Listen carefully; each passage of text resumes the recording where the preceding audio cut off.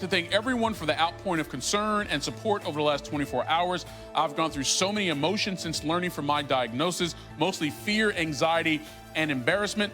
The first and most important thing is I would like to publicly apologize to the people that I may have endangered. At the time, I had no idea I was even infected. I was careless and make no excuse. I hope my story serves as a warning and causes everyone to take this seriously. I will do whatever I can to support using my experience as a way to educate others and prevent the spread of this virus. I'm under great care and will fully recover. Thank you again for all your support. I encourage everyone to take all of the steps to stay safe and healthy. Love. All right, so Malika Andrews joins us now here on SportsCenter. I know you've been getting quite a bit of reaction from around the league. Not many players are saying, anything publicly about this, Malika, but what have you been able to discern in terms of how they're responding to everything?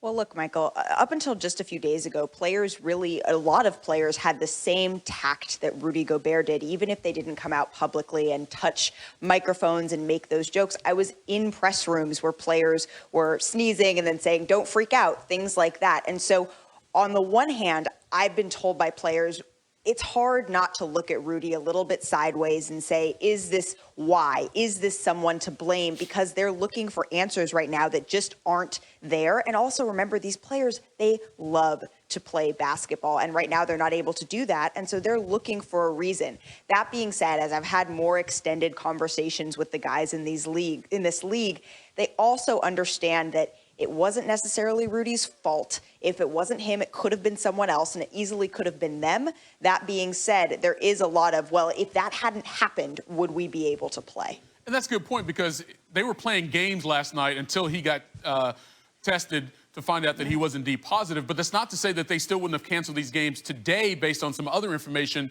that we've been able to get from health officials. Let me ask you this, Malika, and I apologize if I'm putting you on the spot here. Have you been able to find out how some of these players plan to spend these days away from their respective teams? Because some of the guys have been quarantined, some can do whatever they want. Like, how are they going to spend this time? Because they don't know when they're going to be coming back to their squads.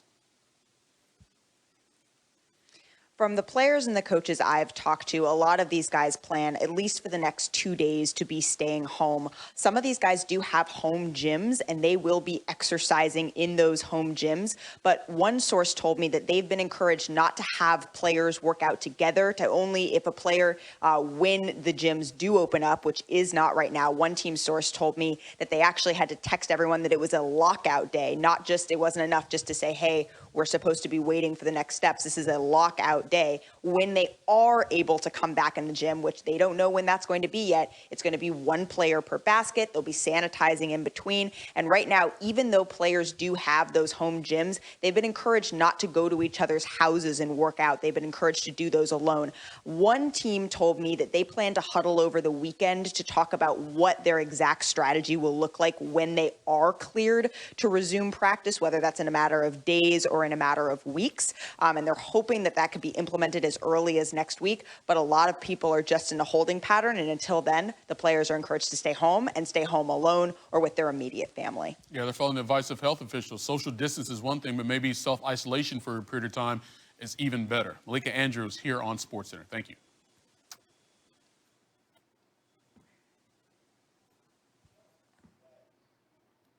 Guys, thank you very much. What a difference 72 hours makes when talking about this. Tim Legler played over a decade in the NBA, is here. And the reason I bring up the 72 hours is because on Monday, the video that I assume many of you saw with Rudy Gobert touching the reporters' recorders, and I guess a careless, somewhat reckless move. I'm sure he thought it was playful in the moment. You've heard there's been some consternation in and around the league, his fellow teammates not appreciating what he was doing. As a former player, when you hear this, what do you think? Well, here's what I think happened with Rudy Gobert, and I understand why people are upset by his actions during that time. But I think what really happened was this guy's a professional athlete. He's young. He's thinking like maybe he's got a little bit of symptoms. Maybe he didn't at that time. But the last thing on his mind is probably that I have coronavirus. And so that's why he was acting that way. He was being playful and silly. And by all accounts, anything I've ever heard about Rudy Gobert, he's a conscientious guy. He's a great teammate. He's a person that cares. he's profusely apologetic for what he did, and I think that's really what it was. It's almost like, you know, that feeling that athletes have that, you know, that can't be that. Maybe I'm a little bit run down, I have a flu, I have a cold, whatever it may be. It's not that, and it was so early in the process. He obviously would do things a lot differently if he could now. Right, remember, he's a two-time Defensive Player of the Year and said had he not been diagnosed, he actually felt well enough to go and play, to buttress Tim's point that he didn't really feel any ill effects or thought that he had it. Adam Silver, though, was asked about this because right now this is ground zero and the most important thing going on in the NBA with Gobert and then his teammate Donovan Mitchell. The commissioner was specifically asked about everything swirling around Gobert. You know, we don't talk a lot about it, and Rudy Gobert has acknowledged that he made a huge mistake by fooling around and touching the mics and all, doing that the other day when he had no idea that he had the virus. And something, we spoke to him today, in fact, about doing a public service announcement with the league, just because we know the public follows what these players do, and we want to make sure people understand how important the protocol is of washing your hands thoroughly for 20 seconds, of not touching your face, after you've washed your hands, about maintaining social distance in certain situations. So we actually think we can use this hiatus to use this platform we have on social media to help people deal with this disease. You got to give it to him. No matter what crisis he faces, Adam Silver is out in front right away, and that's his reaction. What's your reaction to the commissioner's reaction? Yeah, decisive. Everything that Adam Silver does is decisive. I mean, he learned from the best in the business, right? And they handed the league over to someone who's going to put it in good hands. He's right about that. So you want to address it, what we saw, what is going on with Rudy Gobert, but at the same time, you also, you don't want to pound this guy right now. First of all, he's dealing with something right now that none of us are. You aren't, I aren't, people out there are, but right now he's dealing with something. We need to be a little bit empathetic about that as well, because who knows how bad he's going to feel, how sick he's going to get. So we need to think about that as well. There's no question in my mind it wasn't anything obviously intentional. He feels horrible about it. He has communicated that. I think we need now to let, be beyond that. But as he said, let's use it to make us all a little bit more self-aware of our actions and what we need to do to help mitigate this during this time. Well said. One other note, according to Woj, the owners are asking everybody to take into account 30 days. Let's go 30 days and see where we stand to perhaps see if basketball can be played again. That might seem a little bit ambitious, but right now, season suspended, owners want to revisit in a month. And of course, we'll be with you every step of the way. Tim, thank you very much. Thank you. Further notice, and Gobert Thursday afternoon made his first public remarks through his Instagram account. I want to thank everyone for the outpouring of concern and support over the last 24 hours. I've gone through so many emotions since learning of my diagnosis, mostly fear, anxiety, and embarrassment. The first and most important thing is I would like to publicly apologize to the people that I may have endangered. At the time, I had no idea I was even infected. I was careless and make no excuse. I hope my story serves as a warning and causes everyone to take this seriously. I will do whatever I can to support using my experience as a way to educate others and prevent the spread of this virus. I am under great care and will fully recover. Thank you again for all of your support. I encourage everyone to take all the steps to stay safe and healthy. Love. For a little more insight, we welcome Michael Wilbon into SportsCenter. And Mike, you've made a Hall of Fame career out of taking memorable historical moments in sports and putting them to perspective for sports fans. How do you assess what's transpired since we first learned that Rudy Gobert had tested positive for the coronavirus up until now? Wow, Michael, there's so many things, as you know, that have gone on these last 24 hours. Heartbreaking on one end. I don't think we can get away from that.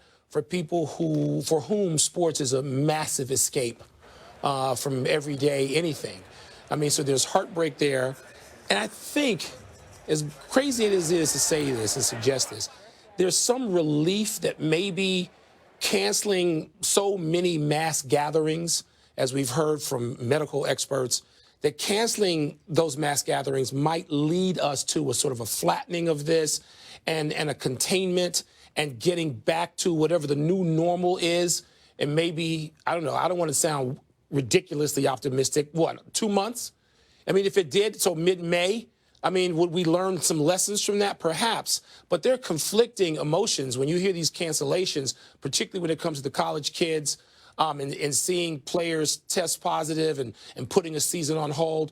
But also, maybe that's where the recovery starts. Maybe that's the reality that we as a culture had to come to in dealing with the seriousness, the gravity of this situation. All right, so the NBA, though, Mike, is hopeful that it can resume its season this year. And whether it's 30 days, which clearly would be the best case scenario possible, or a little longer. If and when they do resume their season this year, how should they go about determining a champion in 2020?